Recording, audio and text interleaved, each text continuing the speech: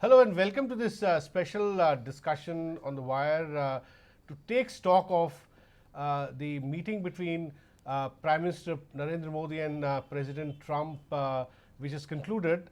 They have issued a joint statement. So we take stock of the outcome of the talks between Prime Minister Narendra Modi and President Donald Trump. A lot of expectations were not raised. In fact, expectations were kept very low. Given that we look at some of the key outcomes that have that emerged from the talks. So we have with us our founding editor Siddharth Varadarajan, who specializes in foreign policy, security affairs, to tell us in short what is your read, Siddharth, of the meeting? Venu, I think that there's three elements to the meeting. One was the optics of simply the two leaders interacting, and a lot of speculation occurred in the run-up to this meeting as to what their chemistry would be like. It's inevitable in this day and age of highly visual diplomacy that people focus on the actions of leaders. So that was one aspect where people were curious to know how they would get along. We know that Modi got along, at least in terms of appearance, very well with Obama. So that was one aspect. The second aspect was the statements that the two leaders made. Brief remarks sitting in the White House before the delegation level talks. And then, of course, slightly more extended remarks in the Rose Garden.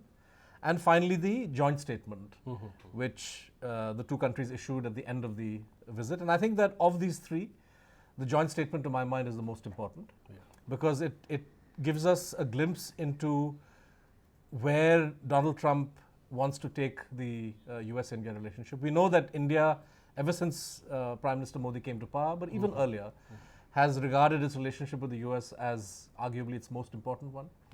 Modi went one step beyond where Manmohan Singh had gone by trying to actually double down on the strategic partnership with the US, and he had three summit level meetings with Obama, joint statements in 2014, 2015, 2016, and the coming to power of Trump and the unknowns that he represents had put a question mark over where this relationship will go. So I think the joint statement is by far the most significant outcome, and here I would draw the attention of our viewers to three or four things on the strategic front. I'll leave you to comment on the economic side, because that's your area of expertise. But I think you have the very opening of the statement, the joint statement, talking about the Indo-Pacific region.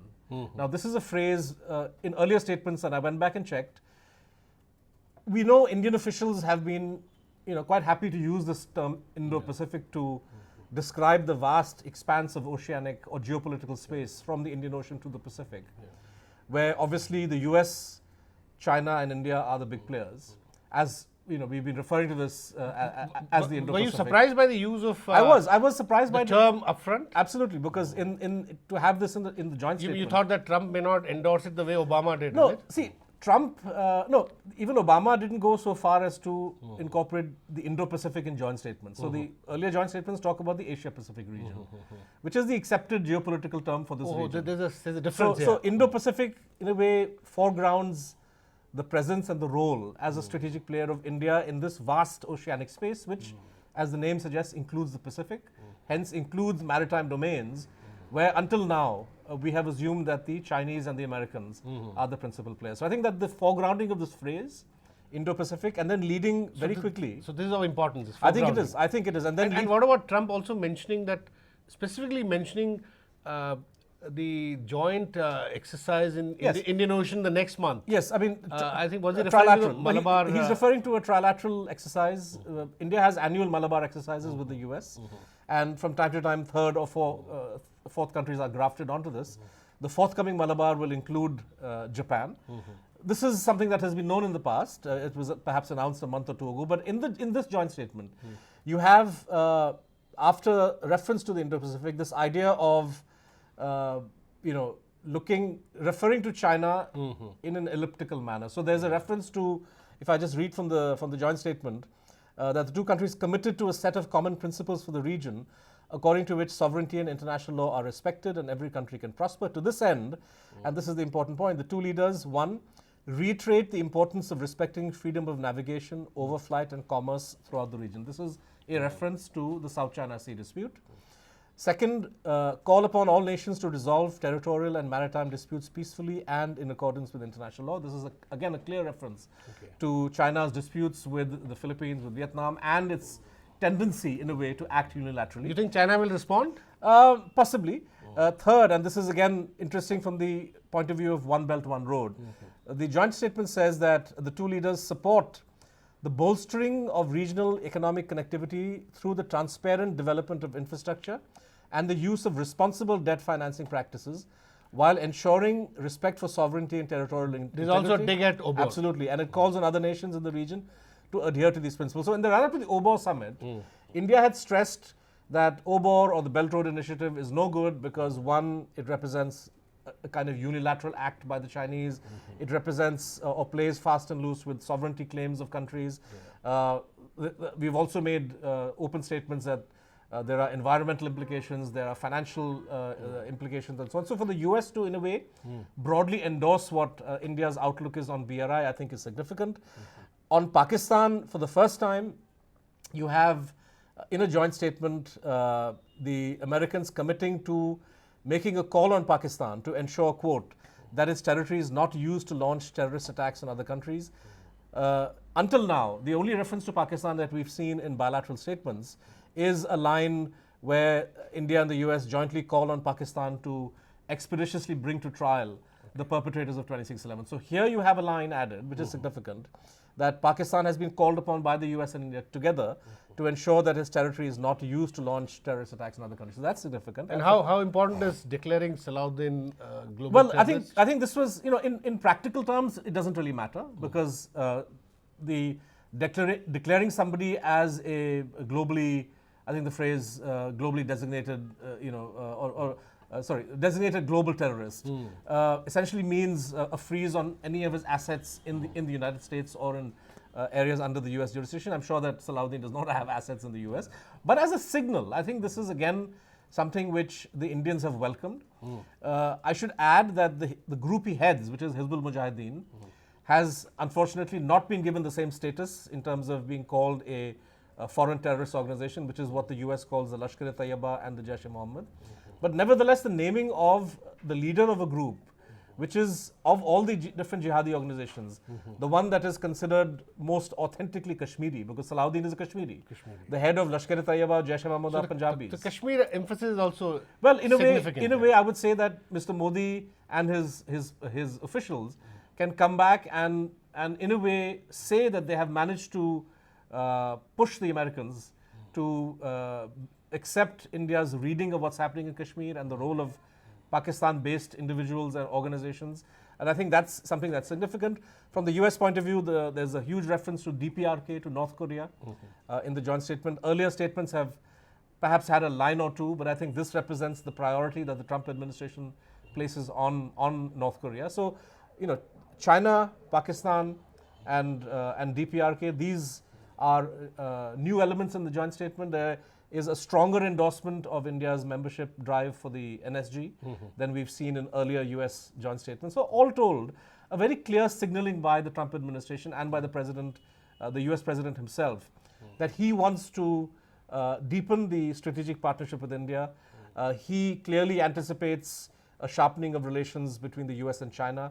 So the old George W. Bush strategy of doubling down or deepening partnership with India as a hedge against the rise of China or the unpredictable behavior of China seems to be very much a factor in the So Trump would you say, Siddharth, that in this joint statement you see the US system, the system as opposed to President Trump, his personal style versus the substance, that seems to have prevailed? The substance provided by the system seems to have prevailed in this joint statement? I think that's an interesting observation because Trump was somewhat of an unknown quantity in the run-up to the US presidential election. He made statements on India, on the Indian economy, on India destroying US jobs. As recently as 2 weeks or 3 weeks ago, when he abrogated American commitments to the Paris Accord, he blamed India for wanting to, expecting money out of this climate change deal, which was completely untrue.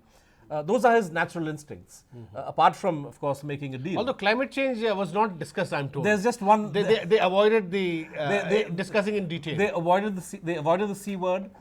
There is one reference in the joint statement to kind of a responsible climate policy, but it's very vague. Instead, you have a lot more on energy. You have a lot more on clean coal and various other things. But on as far as climate change goes, whereas if you compare it just to last year's joint statement. Last year's joint statement with Obama, the statement begins with climate change, and you have, I think, the first page and a half dealing just with that. So that's a big difference. So this tells you how much the terrain has shifted. But here, Siddharth, India got an unintended, if I say so, advantage, because the Americans have been complaining. American businesses have been complaining bitterly about how India's renewable energy project, which is a big project, 170 gigawatts, is in solar space. They've been saying that the American businesses have not got a foothold into the solar businesses, and because of Indian policy. So I think the Americans, because Trump did not speak about, both sides avoided climate change discussion. I think that issue also got put on the back burner. So in a sense, an advantage to India. I mean, this is more your domain, but there was no reference to solar explicitly in the statement. There was a reference to, I think, looking at the trade relationship and trying to make it more fair.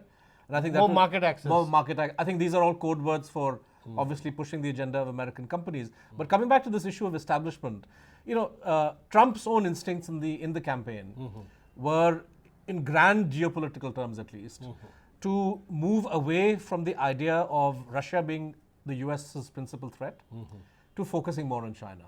What we've seen in the last, in the first 100 days of his administration, is the deep establishment of the US reiterating the idea that Russia is not a country that the US can trust. So where US-Russia policy goes is still a little bit up in the air, I think. Although there's a Pew survey today, which has been put out, which shows that Russia and Israel are the only two countries that trust President Trump much more than they did Obama. Okay. in their countries. All other countries show trust for Obama way higher than Trump, even India. Right. Yeah, no, that doesn't surprise me. But when it comes to US-China relations, Trump had fought a campaign on the idea that, the Chinese are taking advantage of the US, the Chinese have grown, the US needs to do more. So what the joint statement suggests the US and India are going to do, which is to deepen their relationship with one eye on China, is very much something that is in sync with the US establishment's view and with Trump's own personal politics. So I think that I would take the China component or the China signaling of this joint statement very, very seriously. So how do you, Siddharth, just to digress a little bit, how does India reconcile this with its active membership at the SCO, Shanghai Cooperation Organization, and participating in a lot of SCO joint initiatives where Russia, China, and China leads that body. So, and also in the middle of all this, a statement coming from Khamenei, Ayatollah Khamenei, asking people of Yemen and Kashmir and etc. to fight against the oppressors. So how do you read these two? I think that Khamenei's statement, and perhaps what you will hear from the Chinese side as well, because they will read into this joint statement of India and the US a sign that both of these countries will carry on the earlier policy which the Chinese used to accuse India and the US of, which is of trying to encircle China in strategic terms. So that's the way China will read it. I think that there's a certain amount of reactiveness in both Iranian and Chinese policy, as you would imagine in any country. And the more that they see India and the US drawing closer, the more they will, I think, make these kinds of barbs. The last time that Ayatollah Khamenei, the Iranian supreme leader, made a reference to Kashmir in this way was in 2010, soon after India, in the sort of in the yeah. throes of the India-US nuclear deal, voted against Iran in the Atomic Energy Agency. So maybe there is a perception, although I'm a little worried, quite frankly, by Khamenei's statement and what it signifies or what it might signify, because India-Iran relations are on the upswing. You have a number of projects that India wants to execute with Iran, but could India-Iran relations become a victim to the emerging geopolitics between China and the US? We've seen the Iranian side and the Afghan side, who are meant to be cooperating with India on Chabahar, talk about collaborating with the China-Pakistan Economic Corridor and its outlet in Gwadar, which is an idea that's quite odd for the Indian side. So I think that we need to pay attention to these wider geopolitics. But when it comes to the establishment's view on various issues, the references to Pakistan in the joint statement has a formulation that the US has resisted in the past. India has always wanted the US to tell Pakistan through a joint statement that you should not allow your territory to be used for attacks against India. But they've resisted it. In the past, they have, largely because the Pentagon, sees Pakistan as a valuable partner in its war in Afghanistan. The fact that this component has come into the joint statement may either represent Trump just forcing it down the throats of the State Department and the Pentagon, or it may represent a change of heart in Foggy Bottom and Pentagon. I'm not entirely convinced it's the latter. So to the extent to which this is Trump's own signaling, I would reserve judgment on the implications of the line on Pakistan in this joint statement and say that if India were to evaluate this, they would have to really, to use that old cliche, wait the proof of the pudding being in the eating, to see whether the US brings any concrete measures to bear on Pakistan, or are they simply going to leave it at designating Salahuddin as a terrorist and so on. So these are, I think, on the strategic side. But on the economic, I think there was a lot of attention focused on the economic side. Trump's own comments that he made, full of praise for GST, for Modi, and it seems to me as if if you look at the US media or the Economist as representing Western media, the perception that they've been putting out that Indian reforms are not serious under Modi, Modi's simply been tinkering. The Economist cover exactly represents that. Yeah. That perception, going by yesterday's joint statement and comments by Trump, does not appear to be shared by the President of the US. Yeah, in the sense, I think Prime Minister Modi did a good job of selling GST as a single biggest unifying kind of reform in India to Trump. But the problem is the bulk of small Indian businesses, millions of them actually, they are not yet convinced about the design and implementation of GST. And there's an interview by the chairman of GST and Network, which Sitaram Yechuri, CPM leader, has tweeted also yesterday, where he says that that he's not ready. The systems are not ready. So now the design and implementation is, I feel, is equally important. And even US businesses have, I've heard them on some of our business channels saying that the model of GST which India is implementing will produce subpar outcomes, because it's not a optimal GST because of various reasons, a number of rates, complexity, leaving large parts of the economy out of GST, petroleum, energy. Imagine energy, the rates for diesel, petrol today, if you total up VAT and excise, it's somewhere around 57%, which in GST is reserved for sin goods, Right. And energy is used by the poorest people, diesel, etc. So, and keeping real estate out of GST, even today, real estate transactions, the states are free to impose whatever stamp duty they can, and it's supposed to attack black money, GST, whereas real estate, which is the biggest generator of black money, is kept out. So what I'm saying is the outcome of the GST or the kind of unification that will create of the Indian market and simplify the tax system, the jury is out on that. And I think. But Venu, it's been an article of faith for the Indian government for the last 10 years. Yeah. All market-friendly economists have been saying India needs to have a GST in place. Most modern capitalist economies have a GST. But by the way, Arvind Subramaniam, Jaitley's advisor, he wrote an article about a month, 2 months ago, fervently hoping that that the government even now reduces the number of rates and does away with the 28% rate and just keeps itself to whatever. So you're saying the complexity of 18% as the highest rate. Right. So this was Arvind Subramaniam arguing, who's sitting right inside with Jaitley. So you're saying the design of the GST and the manner in which it is going to be implemented will in some ways work against the positive boost that GST is expected to provide to the economy? It will work against the positive boost, and I noticed another thing very interesting. All the US CEOs that met Prime Minister Modi before the Trump dinner, Yes. most of them were from the service sector. The big guys like Amazon, Jeff Bezos, and JP Morgan Chase, financial services guys, Google, and they all actually told Modi that it is far more complicated for the service sector. In fact, the Hindu reported from Washington that the GST may have a negative impact on the services companies, and this is what the American CEOs said. And to that, Prime Minister Modi gave them assurance that it will work out fine. We'll fine tune it. So it depends on how well the government fine tunes the GST as they go along. And so that just remember, the Americans are only largely interested in the service sector. Today, the big American companies want financial services opened up, want various legal services, want it's services. As far as manufacturing is concerned, they are there for defense. Yeah. And on defense, there is a criticism that Make in India and Trump's America First may clash. Yeah.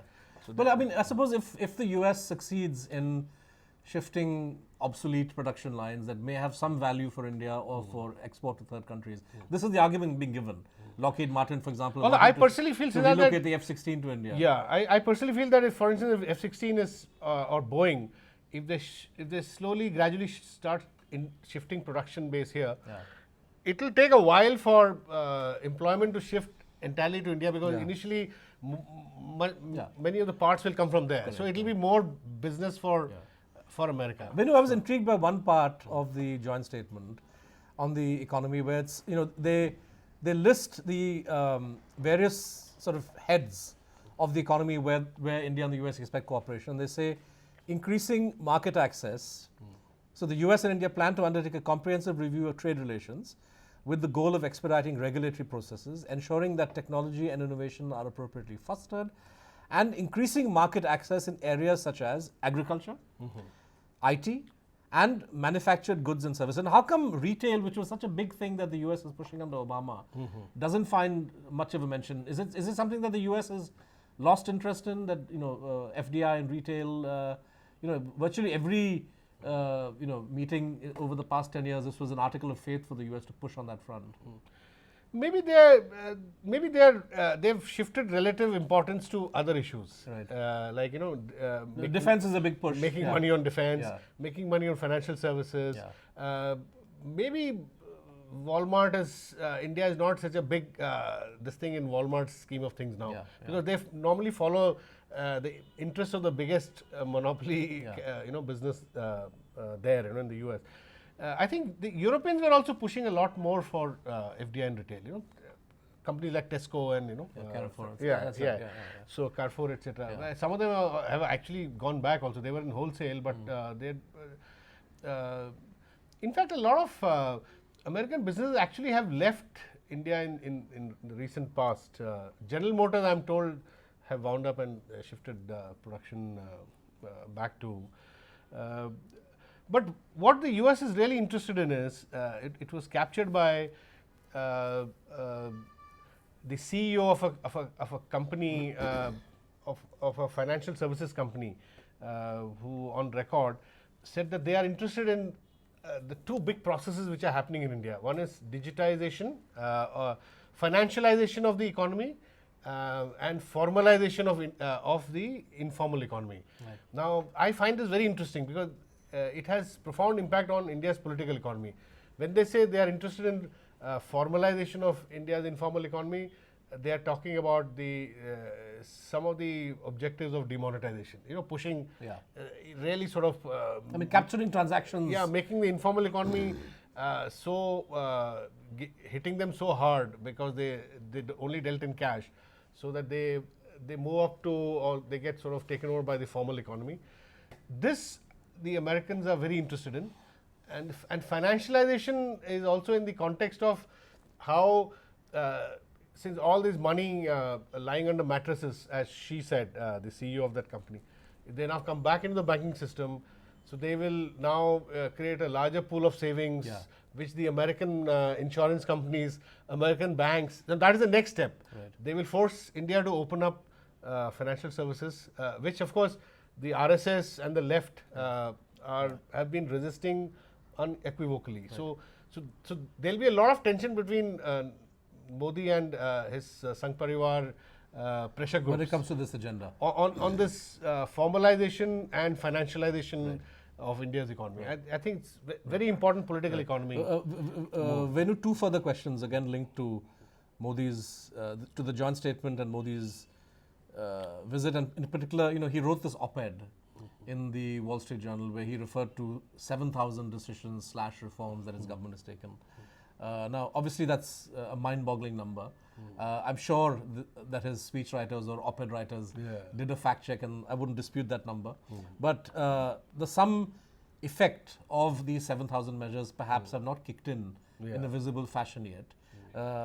Do you think that the overall impression of US CEOs is still that Mr. Modi is somebody who's going to deliver reforms that they want to see? And the second question is, Joshua White, who is a professor at Johns Hopkins, tweeted one of the earliest reactions when the joint statement came out. And he used the phrase, after going through the text of this, that the H-1B visa issue clearly never made it. It's lying on the cutting floor. What do you think the two leaders talked about? Do you think the H-1B issue visa came up, or is it something that we, the media, make too much of noise about? I'm told that Prime Minister Modi did not press at all on the H-1B, knowing fully well Trump's views on H-1B visa. And as to your other question, it's very clear. Seema Sirohi wrote for us from Washington that American businesses still feel that India has to do a lot more on the ease of doing business framework. 7,000 reforms, you can fact check. They have done a lot of small tinkering, as the Economist describes the reforms.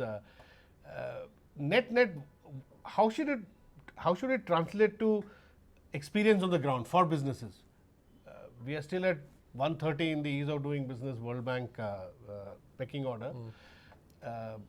Two things. But there's been a huge increase in FDI, US FDI. Right? Yeah, but Siddharth, the US, it's a bit misleading, because if you look at the FDI increase in 2015, 16, 17, again on that we had an article in the Wire by some academics which suggested that 60% of the FDIs are in the form of acquisitions. So, so this is a so-called brownfield or whatever. Yeah, it's brownfield. There are no.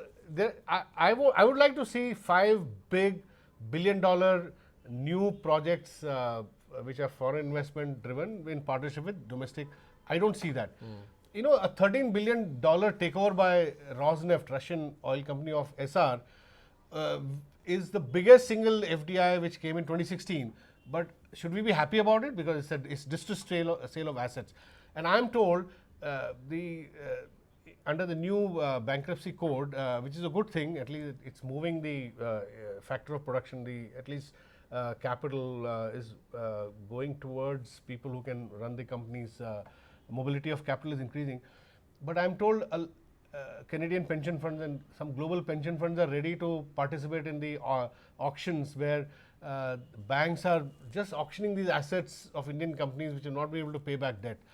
Now, would you regard that as great FDI in greenfield projects? I would doubt that, because most of it are power companies, infrastructure companies which are belly up, running into losses, not being able to sustain themselves, but whatever residual assets are, they being sold. So I would be a bit careful designating these as positive FDIs. So there's a problem there. Right. And some of the schemes of the government of India, like smart cities, for example, or Swachh Bharat, is there any evidence of these schemes having created opportunities for technology transfer or FDI or investment from the US? In fact, smart US cities, Siddharth, you say it's very interesting. In 2015, I know that the American Chambers of Commerce, a lot of big American businesses, which hardwire smart cities, like Oracle, SAP, which actually provide the technology backbone for smart cities to work, their systems to work. They came to India, they visited several designated smart cities like Surat, Kanpur, and they met the municipal authorities.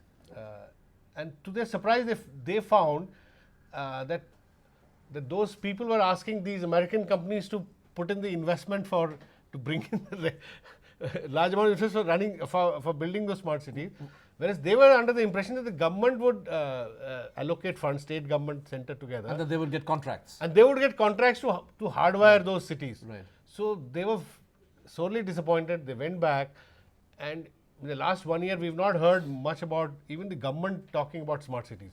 Right. Have you heard Prime Minister Modi talk about smart cities in the last 1 year? No. So there's a problem there in the sense reforms are happening. I wouldn't say that nothing is happening on the ground. This bankruptcy code, for instance, is an important piece of reforms. GST is an important piece of reform as a principle, but the way they are implementing it is, it's to my mind, its efficacy to my mind is still doubtful. So merely saying that we are doing reforms is not good enough. How you do it, in my view, in the Indian conditions, is far more important than what you do. Even demonetization, it could have gone well if they had done it differently, as Raghuram Rajan had suggested. They just done 1,000 rupees, withdrawn just 1,000 rupees, nothing would have happened. But the way you see agrarian crisis, GDP declining, now all these things at some level must be worrying global businesses also. Because after all, if demand does not pick up, why would foreign businesses come here? And foreign businesses invest only when they see, this is a given rule, any economist would tell you, foreign businesses move in only when domestic businesses start investing. Because they see that as the first sign of endorsement of the domestic economic revival.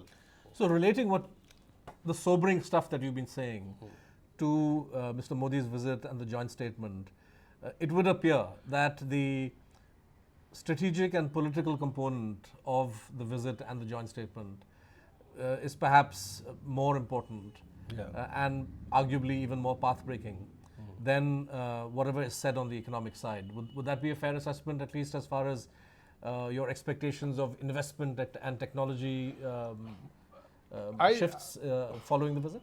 Yeah, I think so, because as you said, the unexpected bonus that India got out of these talks was, as you said, saying upfront endorsement of the Indo-Pacific vision. So some of the long-term strategic things. No, I'm not sure it's an unambiguous good, but I mean, from the government point of view, it is. I'm purely talking from the government point of view. Right. So the government can claim that they had successes on those counts, but again, as you said, Trump is a very transactional person. So very soon he would want results from economic cooperation, market access. If you take that as a benchmark going forward, I think they'll have to wait much longer than the next 2 years when this government's tenure ends. Right. So just to sum up what we've been talking, the visit, I think, has in some ways exceeded the rather modest expectations that were being engendered prior to Mr. Modi arriving in Washington. There was a definite tamping down of expectations. You've had, by all accounts, a fairly cordial meeting. Mr. Modi got to engage in no less than 3 of his trademark hugs, 2 in the Rose Garden, 1 inside the White House. And of course, the joint statement, which, as I mentioned in my remarks, contains language or formulations on the Indo-Pacific, on China, well, without using the word China, but in terms of referring to maritime and territorial disputes, in terms of referring to the need for building infrastructure across Asia that respects countries' sovereignties. These are all phrases, these are all formulations that India would have pushed hard to get into the joint statement. The fact that the US has gone ahead and incorporated those, the fact that the US has included a line in the joint statement for the first time calling on Pakistan to essentially put a stop to its territory being used for terrorist attacks against other countries. These are clear and unambiguous gains from the Government of India's perspective. The inclusion of rather strident language on North Korea reflects what I think is probably an emerging priority zone for the Trump administration. These are all pointers to the way in which geopolitics in Asia are going to impact India, and what the US does in the region will mean for South Asia and for India. On the economic side, lots of fine-sounding words, reiteration of earlier promises, reiteration of earlier commitments. We need to see whether Trump's insistence on India delivering on issues like market access have a bearing on the US's willingness to deliver on the political and strategic side. That, I think, is essentially the balance that this joint statement attempts to strike in a forward-looking manner. But otherwise, all told, plenty of reason for US and Indian officials to pat themselves on the back. There was a lot of speculation as to how Modi and Trump are very similar people coming from a kind of nationalist political campaign, populism, but they are, of course, also rather different individuals.